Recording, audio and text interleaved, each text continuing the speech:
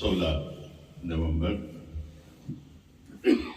साईं भगवान को इस तारीख को ही ब्रह्मलीन हुए थे और हर 16 को हम उनको याद करते हैं, प्रकट करते हैं। आप ऐसा धुनी लगाइए कि भगवान हाजिर नाजिर हो जाए।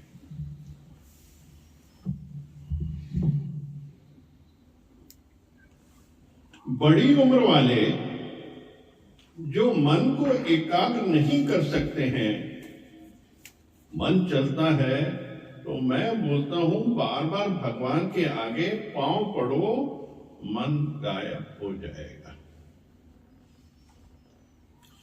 बड़ी उम्र वाले जो मन को एकाग्र नहीं कर सकते हैं, मन चलता है तो मैं बोलता हूं कि बार बार भगवान के आगे पांव पड़ो, मन गायब हो जाएगा। नमः, नमः की 3 मीनिंग है।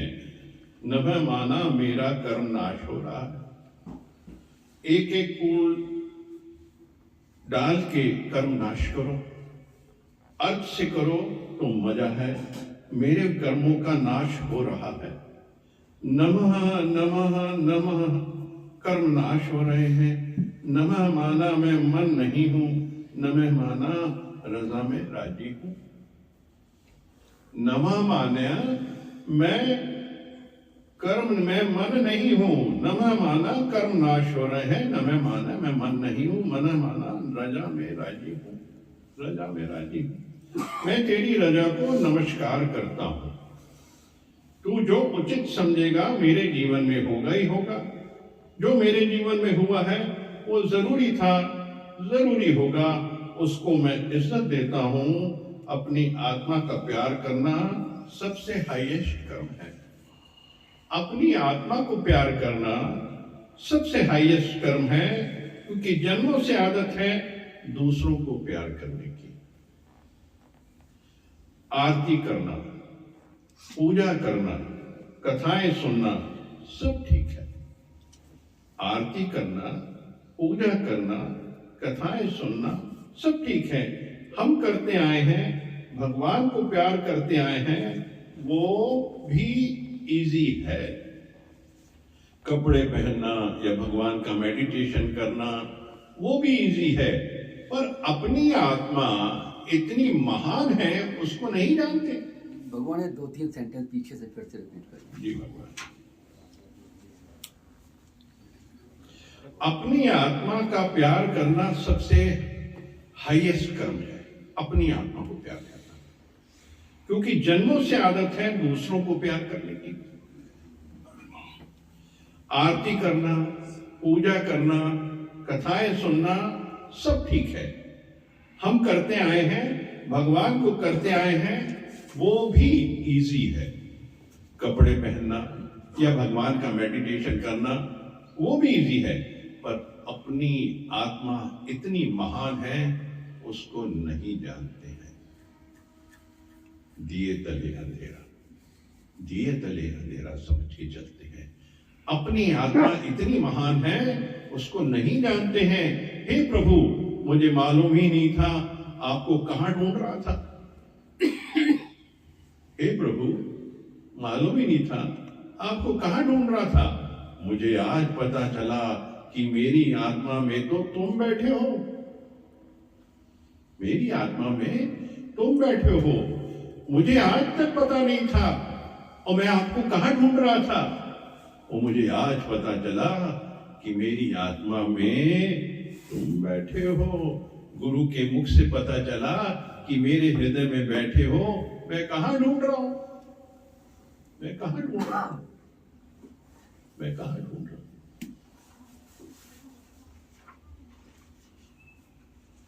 जैसे जैसे एज बढ़ती है, संसार में रमता जाता है जीव। इसलिए कहते हैं ना कि बहुत जल्दी इस तरफ लग जाना चाहिए, क्योंकि आध्यात्म जीवन की नींव है। आध्यात्म रहनी सहनी का ज्ञान है। आध्यात्म जीवन को उन्नत करने का ग्रंथ है। मैनेजमेंट गुरु है आध्यात्म, क्योंकि आध्यात्म से ही सारा जीवन अगर गुजारा जाए तो बहुत आनंद में गुजरेगा, वरना आनंद ढूंढते रह जाएंगे, आनंद बाहर मिलेगा नहीं, क्योंकि आनंद है अंदर। इसलिए बहुत समय से आध्यात्मिक राह पे चलना नितांत आवश्यक है। गुरु ये समझाने की कोशिश कर रहे हैं, क्योंकि जब उम्र बढ़ती है तो कुछ आदतें और कुछ संस्कार हमारे पक्के होते जाते हैं, जन्मों से आ रहे हैं, कल्पों से आ रहे हैं। वो टेंडर एज होती है जब उसको हम चेंज कर सकते हैं। यानी एक मुलायम सी डाली को किस तरफ भी मोड़ दो वो उस तरफ लहरा जाती है, और एक बार तना पक्का हो गया तो मोड़ेंगे तो टूटेगा, उसको बदलने में कितना टाइम लगता है। तो वही बात मन की है, एज जैसे बढ़ती है स्वाद रस बढ़ते जाते हैं, और फिर मोड़ना उतना ही मुश्किल होता जाता है।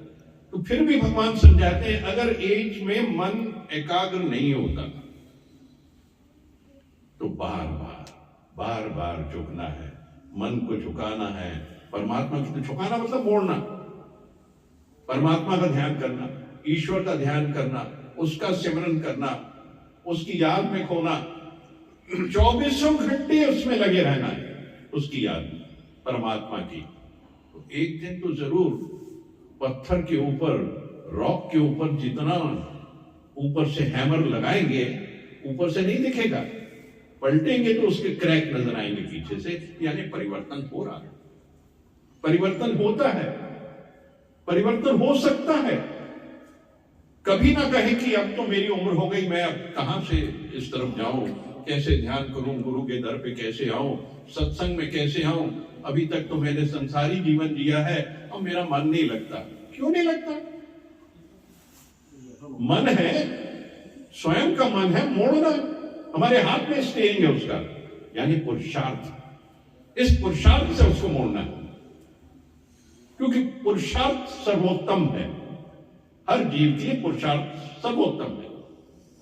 एक तो गुरु के दर से आने से जो कर्म है, जो मन के कर्म है, जो मन के हैं, एक तो जो हम इंद्रियों से कर लेते हैं, और एक जो होते हैं मन के कर्म, जो अंदर अंदर से चलती रहती है, एक धाराएं चलती रहती हैं, वो गुरु के दर से आने से कर्म से कर्मातीत हो जाता है। क्योंकि किसी के प्रति नफरत आ रही है, किसी के प्रति लोभ आ रहा, किसी के प्रति वासना आ रही, किसी के प्रति कामना आ रही, मन में ही है, बाहर जागृत नहीं हो रही। पर गुरु के दर पे आने से सब शांत हो जाते हैं। सब जितने विषैले नाग हैं दौड़ के बाहर भाग जाते हैं। ये विषैले नाग हैं, डसते रहते हैं। क्योंकि जैसे बारिश होती है, पानी गिरता है, बिलों से सांप निकल के कैसे बाहर भाग जाते हैं, तो ऐसी जब सत्संग की बारिश होती है, गुरु का सानिध्य मिलता है, सत्संगियों का सानिध्य मिलता है, तो विषैले नाग निकल के भाग जाते हैं।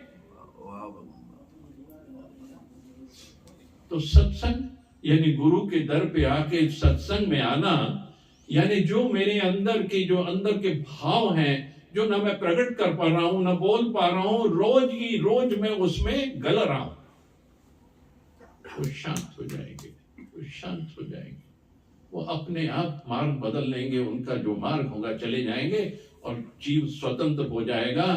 ये भी एक तरीका है छोड़ने का। जो पकड़ा हुआ है उसको छोड़ना है। चील की भी बात आई थी, मांस पकड़ा हुआ उसने, सब चीलें उसकी तरफ दौड़ रही हैं, और जैसे उसके मुंह से चील का वो मांस का टुकड़ा गिरता है, चीलें उस मांस के ऊपर लपट बैठती हैं। तो हमारे अंदर अशांति क्या है? क्योंकि हम पकड़ के बैठे, मोह के तार, जितने बंधन हैं, इनको हम पकड़ के जकड़ के रखें। किसी ने शब्द दिया तो जकड़ के रखा है, किसी ने अपमान किया तो पकड़ के रखा है। जिस दिन इनको छोड़ देंगे, स्वतंत्र हो जाएंगे, हवा में उड़ने लगेंगे, एहसास हल्का हल्का, एहसास हल्का हल्का। वो वजन से हमको रोक के रखते हैं। मन की स्थिति, फिजिकल बॉडी की स्थिति, इंटरनल ऑर्गन्स की स्थिति, उसमें बहुत बहुत ज्यादा शॉक्स लगते हैं जब हम पकड़ के रखते हैं। और जैसे ही छोड़ते हैं इन चीजों को, स्वतंत्र हवा, एक गुब्बारा धागे से किस तरीके से साइकिल पे बंधा होता, बचपन में देखा, अभी भी देखते हैं हम लोग आसपास, और जैसे ही उसका धागा काटते हैं कितना स्वतंत्र होके हवा में उड़ता जाता है। वो स्वतंत्रता मिलती है जब पकड़ी हुई चीजों को छोड़ते हैं। भूल जाओ पीछे जो हुआ, भगवान कहते हैं भूल जाओ, क्योंकि पीछे की पकड़ ही तुम्हें जीवन में खींचती है नीचे की तरफ। तुम प्रेजेंट में नहीं जी सकते, क्योंकि ये पीछे की जितनी भी चीजें हैं पकड़ के रखती हैं, फिर आगे बढ़ नहीं सकते। बढ़ने का एक ही मार्ग है, पीछे की सब चीजें भूल जाओ और स्वतंत्र रूप से पुनः कोशिश करके आगे बढ़ो। कितने लोग देखे हैं, कितने प्रोजेक्ट्स किए लोगों ने। अब मैं आज मॉडर्न जमाने की बात करता हूं, 10-10 नए प्रोजेक्ट लेके फेल हुआ है और 11वें प्रोजेक्ट में उसने सक्सेस हासिल की और कितनी बड़ी हस्ती बन गए हैं लोग बाग। इनसे सीख लेनी चाहिए किस तरीके से चींटी एक दाने को लेके जब पहाड़ पे चढ़ती है 20 बार गिरती, 25 बार गिरती है, पर वो दाना लेके 26वीं बार उसको पहाड़ पे चढ़ के क्रॉस कर लेती है। उसने छोड़ा, सीख लेनी इससे भी, ये भी ज्ञान की बात है। करत करत अभ्यास के जड़मती होत सुजान, बार बार अभ्यास करना, हर चीज का अभ्यास करना। कोई एक फेलियर है वो आपके लिए बहुत उन्नति लेके आएगा, क्योंकि जो नीचे गिरता है उसको एक ही मार्ग है कि वो ऊपर की तरफ चले। ऊपर वाले को तो क्या है, वो गिरेगा तो हाथ पैर टूट जाएंगे उसके। तो नीचे जो गिरा है वही ऊपर जाएगा, उसको एक ही मार्ग है ऊपर जाने का, क्योंकि उससे नीचे तो और जगह ही नहीं है जाने की। तो इसलिए कभी भी जीवन में ये भगवान जितनी ये इसको योग से जोड़े सारी परिस्थितियों को, क्योंकि बहुत जल्दी घबरा जाता है जीव। तो जब गुरु के दर पे आता है, कोई ऐसा वचन आता है जिसको आप योग से जोड़ो और अपने जीवन से जोड़ो उसको, तो उसका खुद ही उत्तर निकालोगे, क्योंकि परमात्मा तो अंदर बैठा है, इस आत्मा के अंदर। कहते हैं इसको प्यार करो, मैं तेरे अंदर ही बैठा हूं, तू कहां खोज रहा बाहर? तो आनंद बाहर नहीं है, आनंद कहां है? अंदर, सिर्फ अंदर समाया है। तो मन की स्थिति को समझना है, रजा में राजी रहना है। नमः, ओम नमः शिवाय। नमः मतलब झुकना, अपने मन को झुकाना है, रजा में राजी रहना है और परमात्मा में डूबते जाना है। क्योंकि एक बार भगवान ने, जैसे मैं ये देख रहा हूं कि कभी कभी हम लिख के चल पड़ते हैं, भगवान कई बार देखा कि भगवान मैं तेरी शरण में हूं, तो फिर भगवान ने कहा कि इसको ऐसा करो, मेरा मुझको अपनी आत्मा को नमस्कार, उल्टा चलो, मैं तेरे अंदर ही हूं। तुम साईं भगवान को समर्पित होते हो, लक्ष्मी भगवान को समर्पित होते हो, तो भगवान ने कहा कि तू कह कि मेरा मुझको नमस्कार, मेरी आत्मा को नमस्कार, तब तुझे तृप्ति होगी। भगवान ने भी शब्दों का बदला है, दादा भगवान ने बदला है। लिख लिख के जाते थे लोग, कई बार लिख के ले जाते थे, नहीं कहते मेरी आत्मा को नमस्कार, मेरी आत्मा को नमस्कार। तो मैं तो वहां बैठा हूं, तू बाहर कहां देख रहा है? द्वैत हो रहा वहां पे। इसको अद्वैत करो, अद्वैत सिद्ध करना है। अद्वैत तभी है जब तुम अपने आप को जानोगे, क्योंकि अध्यात्म कहता है it's a journey with in yourself. कहां ढूंढ रहे हो बाहर? मोको कहां ढूंढे रे बंदे, मैं तो तेरे पास रे।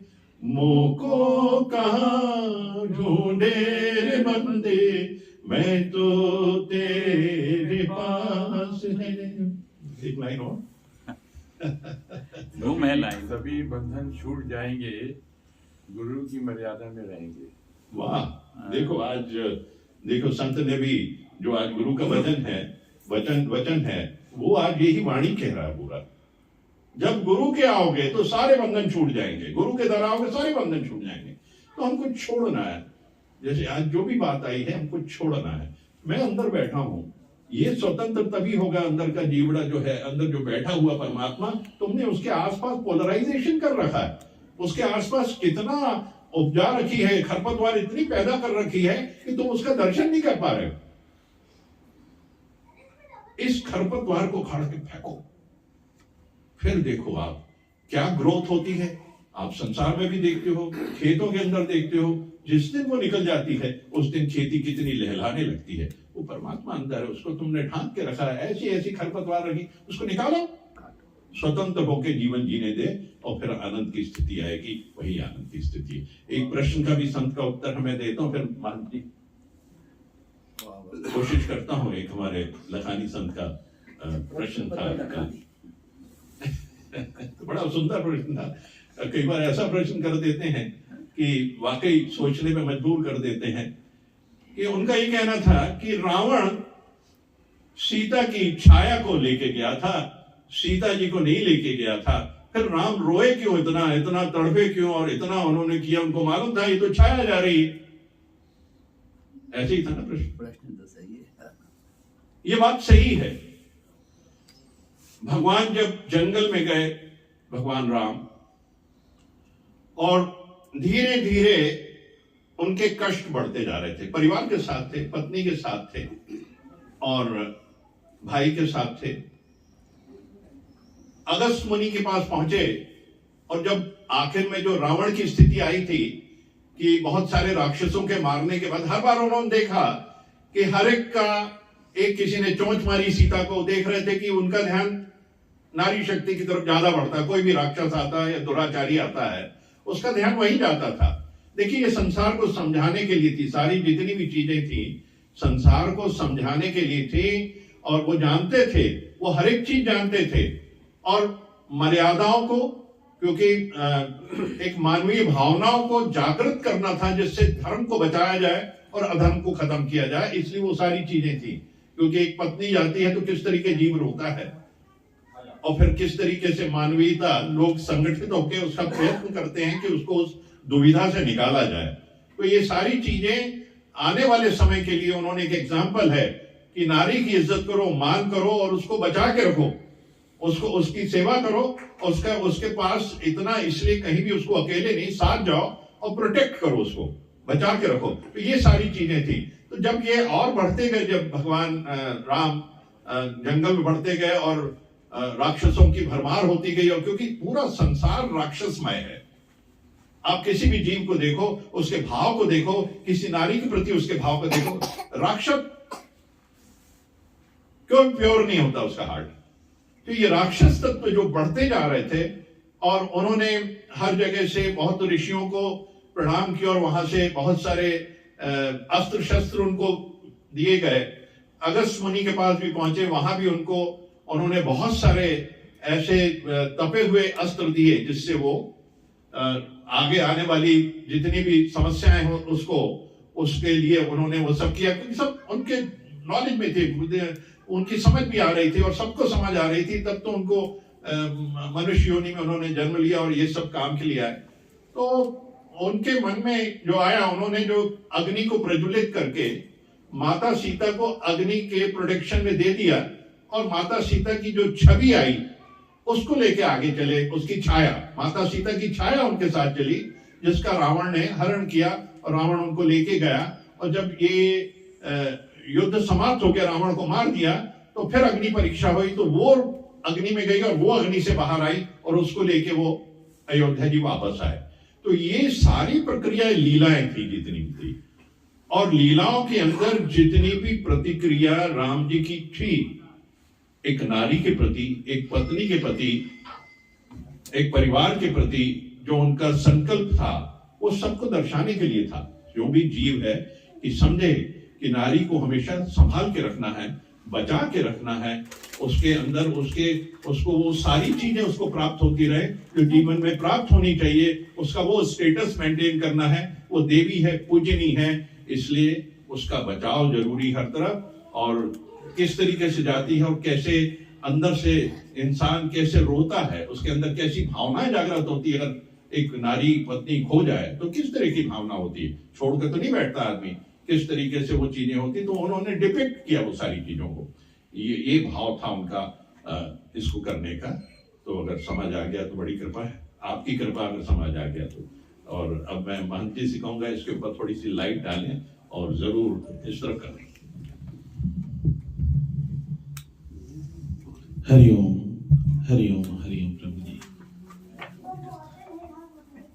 जीवन की यात्राएं बड़ी ही विचित्र रहती हैं, चलती जाती है, पता नहीं चलता, रुकती है, कभी डगमगाती है, फिर स्थिर हो जाती है, फिर आगे चलती है। इन यात्राओं में कुछ यात्राएं ऐसी होती हैं जिनको हम बार बार याद करते हैं, कुछ यात्राएं ऐसी थी जिसको विसर देते हैं, भूल जाते हैं। प्रभु श्री रामचंद्र की जो ये यात्रा थी, उनको पता था कि मेरी कहानी कहां तक जाएगी, कितने समय तक चलेगी, कितने युगों तक गाई जाती है। उसको देखते उन्होंने एक एक चीज पर अपनी मर्यादाओं को रखते हुए देखा। उस समय उनके पिता ने 3 शादियां की थी, कौशल्या, सुमित्रा, कैकेयी, और शायद उनके पहले के राजाओं ने भी कुछ ऐसा ही किया होगा। और यदि सीता चोरी हो गई है तो दूसरी शादी करने का अधिकार उनके पास था, क्योंकि उनकी चलती आ रही थी। लेकिन उन्होंने देखा कि मेरी लीलाओं को आगे तक गाया जाएगा, इसलिए उन्होंने देखा कि नहीं, दूसरी पत्नी मेरे को नहीं करनी है। इस चीज को उन्होंने देख करके कहा। और दूसरी बात आई कि जब छाया थी तो रोया क्यों? आपका शायद सवाल यही था कि छाया थी तो रोया क्यों? छाया थी किसको पता था? सिर्फ प्रभु राम जी को, सीता जी को, तीसरा किसी को, लक्ष्मण जी को भी पता। अगर नहीं रोते तो लक्ष्मण जी बोलते इनका प्रेम ही नहीं है, जिनको मैं इतना मानता हूं उनका अपने जिम्मेदारियां नहीं है, प्रेम नहीं है, ये कैसे? तो उनकी लीलाओं को भरपूर सहयोग देने के लिए उन्होंने ये सब लीलाओं में डाला गया। और सीता जी गई है, वापस आई है, अग्नि परीक्षा हुई, ये सब चीजें जो दिखाई गई है। यदि हम सामान्य इंसान सोचें तो बार बार अपने मन को तार्किक बुद्धि से सोचते कि ऐसा सही किया, ऐसा नहीं किया, ऐसा होना था, ऐसा नहीं होना था। और उन तार्किक बुद्धियों में परमात्मा कहते हैं कि 2 चीजें होती हैं। जो तर्क बहुत ज्यादा करते हैं उनको प्रेम कम होता है, और जिनको प्रेम बहुत ज्यादा होता है उनको तर्क कम होता है। ये चीजें हर जगह आती है।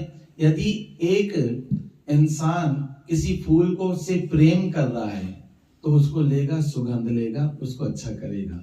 यदि कोई डॉक्टर या साइंटिस्ट फूल को देखेगा तो एक एक पंखुड़ी नोच करके अंदर क्या है, ऐसा क्या है, वैसा क्या है, तो उस फूल की उस सुंदरता को मजा नहीं ले सकता है। इसलिए यदि परमात्मा की लीलाओं का मजा लेना है तो अपन को प्रेम वाले भाव से लेते हुए आगे बढ़ते सुगंध लेते चलना है, और अपने जीवन को सुगंधित बनाते हुए अपने जीवन को संवारना है।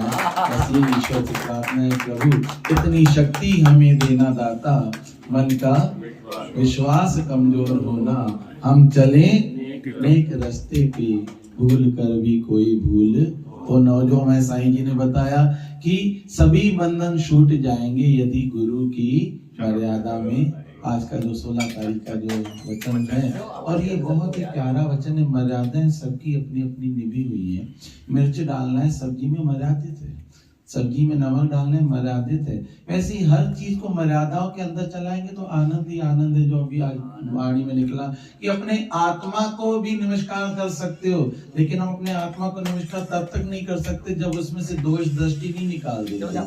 हमें पता है कि कितने अवगुण हमारे में भरे हुए हैं, और जिसके अंदर अवगुण हो, कोई चोर सामने बैठा और हम उसको नमस्कार अंदर से कर पाए, सरल नहीं है। लेकिन उस चीज को अपनाने के लिए प्रभु जी कह रहे हैं कि अपने आप को भी जब नमस्कार कर लोगे तो समझ जाना कि भगवान से कहीं दूरी नहीं, वो अपने साथ है, वो अपने पास है। मुझे विश्वास है कि वो मेरे पास है। और इस चीज को एक बार पकड़ लेना तो छोड़ने की इच्छा नहीं करना। कई चीजें पकड़ने के बाद छूट जाती है, अच्छा नहीं लग रहा है, वैसा नहीं है, लेकिन यदि होगी ना तो भगवान कहीं दूर नहीं, वो अपने साथ साथ चलते हैं। बस यही परमात्मा से प्रार्थना, प्रभु कृपा ऐसी बनाए रखो, ऐसी हमारी जिंदगी संवारे रखो कि जिस तरफ भी जाएं, जहां भी जाएं, आपसे दूर न हो पाए। बस ये परमात्मा हमारे अंदर प्रभाव जगाते रहना। प्यार बांटते चलो, जिंदगी में खुशियाँ लेते चलो, जो चाहोगे मिल जाएगा, गम भी मिलते हैं, प्यार ऐसा कुछ है गीत है।